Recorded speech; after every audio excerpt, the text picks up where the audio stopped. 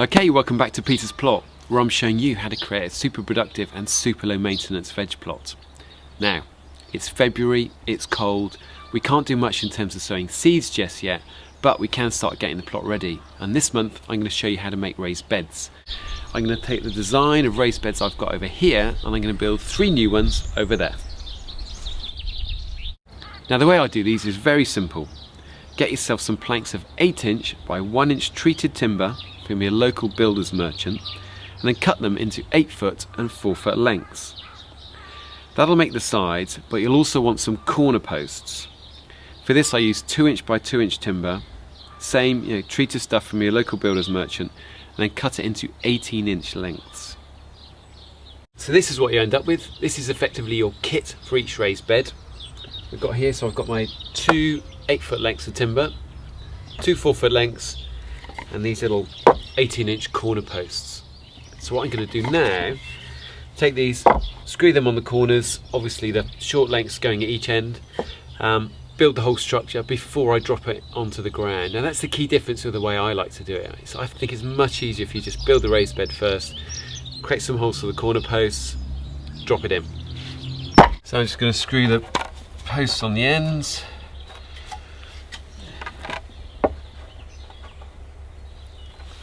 Make sure that's nice and flush on there like that. And then 2 screws.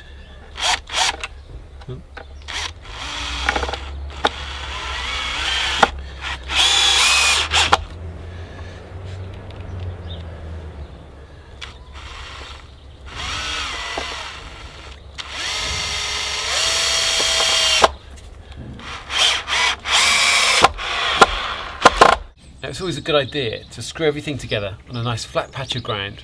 That makes sure you get everything square. Okay, frames are made. Now I'm going to get them into the ground. It's always a good idea here just to kind of line them up with these 2-foot gaps in between for the paths, just so you can see how things are going to look broadly. I mean, obviously they're upside down at this stage, but you can see how you need to move soil around in order to get them looking nice and square and level with one another. So now I'm going to start by getting this one in. I'm going to dig holes for the corner posts, and I'm going to start pulling soil in here so that I've got enough room to lower this edge in here.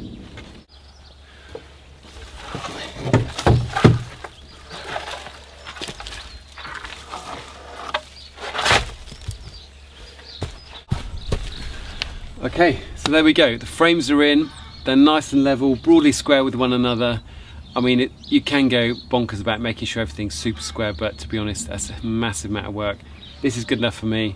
Now all I need to do is add some compost and a little bit of fertilizer to this soil, just to give it an extra bit of a boost, because vegetables are hugely hungry plants. They need masses of nutrients to make them grow big and make them resistant to pests and disease. So what I'm going to do, I'm going to add 2 bags of this to each bed, or if you've got your own compost or horse manure, just as good.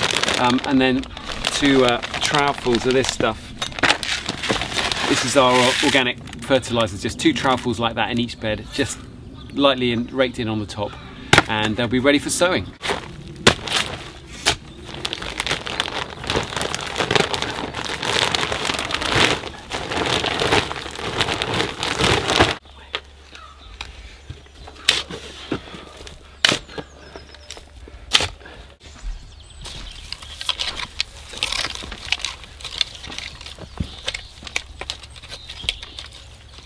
Okay, so there we are, 3 new raised beds all done. Looking really nice actually, and the soil's come up beautifully. Lovely, soft and crumbly, ready for sowing. And that's what I'll be doing next month, so see you then.